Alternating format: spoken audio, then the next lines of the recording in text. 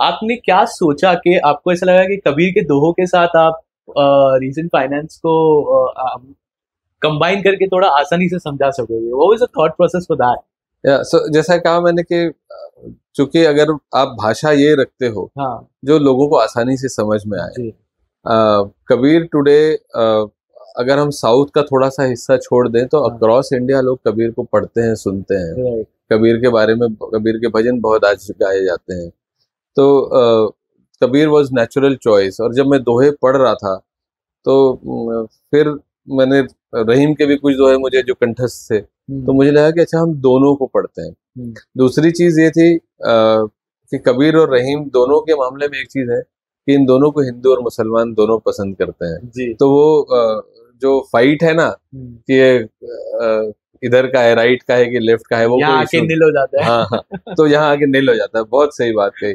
तो फिर मैंने सोचा कि यहाँ पे कोई विवाद का विषय नहीं है। दूसरा, इनके लाइफ लेसन्स हम सब जानते हैं कि बहुत बेहतरीन है। जी। तो फिर मैंने इनको पढ़ना शुरू किया तो करीब 4000 दोहे पढ़े। ओह वाह। और 4000 में से 40 दोहे जो इस ये पुस्तक बुक में है। है, ओके। उसके अलावा 30 और मैं करता हूँ जो फाइनेंशियल एडवाइजर्स या म्यूचुअल फंड डिस्ट्रीब्यूटर्स के लिए करता हूँ। अच्छा। तो मैं 2 कार्यक्रम ऐसे करता हूँ जो उनके काम आ जाए और वो संदेश वो लोगों तक पहुंचा सकें, जी। अपने इन्वेस्टर्स तक पहुंचा सके, आसान भाषा में पहुंचा सके। तो ऑब्जेक्टिव ये है कि हम इसको जितना ज्यादा आसान कर दें, जितना, और जिसको लोग याद रख सकें। हाँ रजिस्टर होना चाहिए, हाँ क्योंकि आज की डेट में इतना ज्यादा शोर शराबा है हमारे आसपास कि वो चीजों को याद रखना मुश्किल है। जी।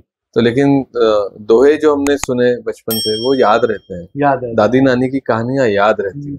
तो ये एक तरीके से निवेशकों को संस्कार डालने वाली बात है कि अगर आज मैंने एक इन्वेस्टर को ये बात बताई, वो अपने बच्चों को बताए, अपने आसपास के लोगों को बताए, ये संस्कार डालने वाली बात है। तो फिर वो कभी गलतियां नहीं करेंगे अपने पैसों के साथ। और मुझे ऐसा लगा कि लोग जब इतनी गाढ़ी मेहनत की कमाई करते हैं लेकिन जरा जरा सी गलती से इतना पैसा खो देते हैं जो ठीक नहीं है, तो मैंने सोच के इस मिशन पे निकल गया कि नहीं, लोगों को फाइनेंशियली लिटरेट करने की जरूरत लिटरेट करने का आपने कबीर और रहीम को ढूंढ लिया कि आप तो इसका भारतीयकरण करने की जरूरत थी। वो मैंने कोशिश की है। वंडरफुल। एंड आई थिंक आप काफी सक्सेसफुली वो चीज आपने की है।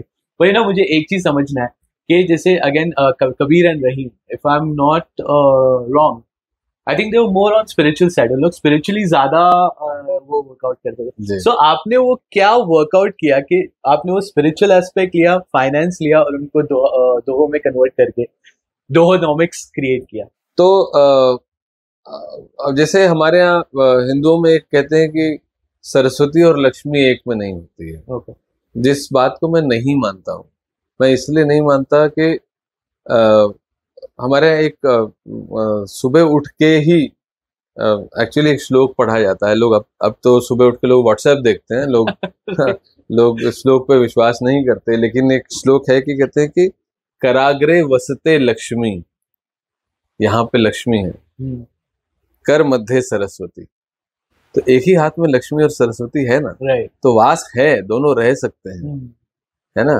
तो और अगर पैसे का सदुपयोग ढंग से किया जाए, माइंडफुलनेस से किया जाए, स्पिरिचुअलिटी क्या है, ये माइंडफुलनेस ही तो है। तो अगर हम इस बात को बिल्कुल जहन में बांध के रख ले, गांठ बांध के रख ले कि इस चीज को इस तरह से हमको अपने पैसे के साथ बिहेव करना है कि मेरा जो उस पैसे का मैं सदुपयोग कर रहा हूँ, है ना।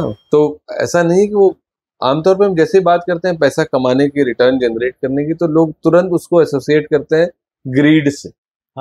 बात यहाँ ग्रीड की नहीं है, बात यहाँ अपनी जिम्मेदारियां निभाने की है। कबीर और रहीम ने कभी ये नहीं कहा कि अपनी जिम्मेदारियां से मुंह मोड़ लो, है ना। स्पिरिचुअलिटी की बात करते थे और उन्होंने हमेशा स्पिरिचुअलिटी की बात की है। लेकिन पैसे से भी मनी स्पिरिचुअलिटी की मैं बात कर रहा हूँ कि उसका सदुपयोग करिए, उस पैसे को एंजॉय करिए, अपने जिम्मेदारियों का निर्वहन करिए, ये बहुत जरूरी है। तो और उसमें जो उन्होंने लाइफ लेसन्स दिए हैं उसमें से जो रेलिवेंट है, आपके जो प्रासंगिक हैं आपके जर्नी में, इन्वेस्टमेंट की जर्नी में, उसको आत्मसात करिए।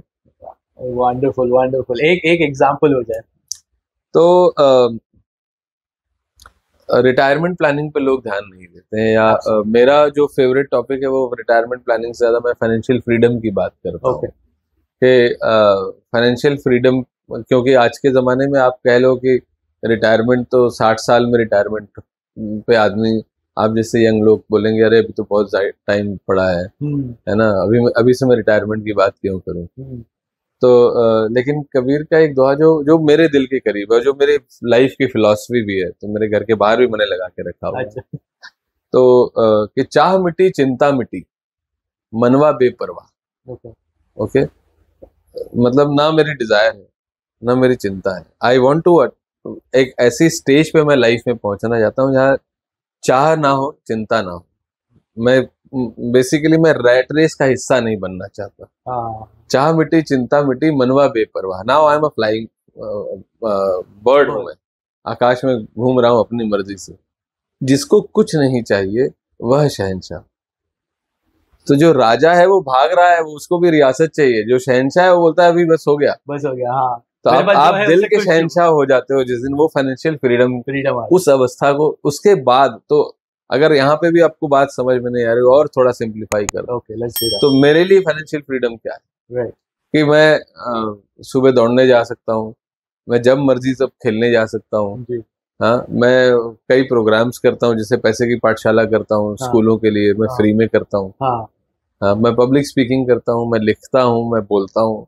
मैं आज आपके साथ बैठा हूँ, अभी ऑफिस आवर्स में बैठा हूँ। कुछ चीज़ों के लिए मैं पैसे चार्ज करता हूँ, कुछ चीज़ अगर मुझे लगता है कि नहीं ये कॉज अच्छा है इनका, मैं फ्री में कर देता हूँ। तो कहने का मतलब ये कि कोई बाध्यता नहीं है, तो मैं जो चाहूँ वो मैं अपनी मर्जी से कर सकता हूँ, है ना। It doesn't mean that I am retired, it doesn't mean that वो जो कहते हैं लोगों की एक तरीके से दिमाग में एक ये बन गई है राय कि रिटायर्ड मतलब आदमी आके खटिया पे सो गया है। तो इसलिए रिटायरमेंट, ऐसा मुझे लगता है कि रिटायरमेंट थोड़ा नेगेटिव टर्म है, क्योंकि रिटायरमेंट की भाषा अगर मैं आपसे कहूँ, आप 25 साल के हैं, अगर मैं आपसे कहूँ कि रिटायरमेंट के लिए तैयारी करो, तो आपको लगता है रिटायरमेंट मतलब कौन सा ऐसा आदमी जो सुबह उठ के दूध लेने जा रहा है, अपने नाती पोतों को स्कूल बस पे छोड़ने जा रहा है, आते समय लाफ्टर क्लब में जाता है, हा यू करता है, और वापस लौटते समय जब दोस्तों के साथ आता है तो बेटा बहू की बुराई करता है। Nobody Aspire for such thing. आप कभी प्लान नहीं करोगे मुझे लाइफ में ये सब करना है, इसके लिए मुझे बहुत सारा पैसा चाहिए, राइट। और दूसरा, अगर लोग ये सोच रहे हैं, आपकी पीढ़ी के लोग जो नौकरी पेशा वाले लोग हैं, उनको अगर ऐसा लगता है कि वो 60 साल की उम्र तक नौकरी कर पाएंगे, तो मार्क माई वर्ड्स, बहुत कम लोग ऐसे होंगे जो 60 साल की उम्र तक अपनी मर्जी से, अपनी जो उनकी सैलरी चाहिए उस हिसाब से काम कर पाएंगे। हो सकता है करें, लेकिन compromise difficulties, 50 can be the new retirement age. जिस तरह से मशीनें रिप्लेस कर रही हैं लोगों को, उस हिसाब से 50 can be the new retirement age. तो उसके लिए आपको तो रिटायरमेंट पे मत जाइए, आप फाइनेंशियल फ्रीडम पे जाइए। फाइनेंशियल फ्रीडम पे जाइए। या हम लोग ने एक प्रीवियस पॉडकास्ट किया था, उन्होंने बोला डोंट से रिटायर, से रीडिजाइन, बिकॉज वो जिंदगी आपकी अलग तरीके से होने वाली है। Exactly, design it different, whatever suits you, absolutely, right. But the objective is, अब मैं रनिंग कर रहा हूँ, मैं मैराथन दौड़ रहा हूँ, अपनी मर्जी से जी तो रहा हूँ। तो जिसको पैसे चार्ज करने हैं उसको कर रहा हूँ, जिसको नहीं करने हैं नहीं कर रहा हूँ। तो स्कूलों से फाइनेंशियल फ्रीडम है कि आप तो स्कूलों से पैसे नहीं ले रहा। हाँ, आपको सोचना नहीं पड़ रहा है कि आज मैं यहाँ जा रहा हूँ, अरे मुझे पैसे नहीं चार्ज मिल रहा, तो मेरा टाइम इन्वेस्ट हो रहा है। आपका वो थॉट प्रोसेस ही नहीं जाता होगा वो तरफ। That's what would you call it, a financial freedom? Yes. Oh wow, wonderful.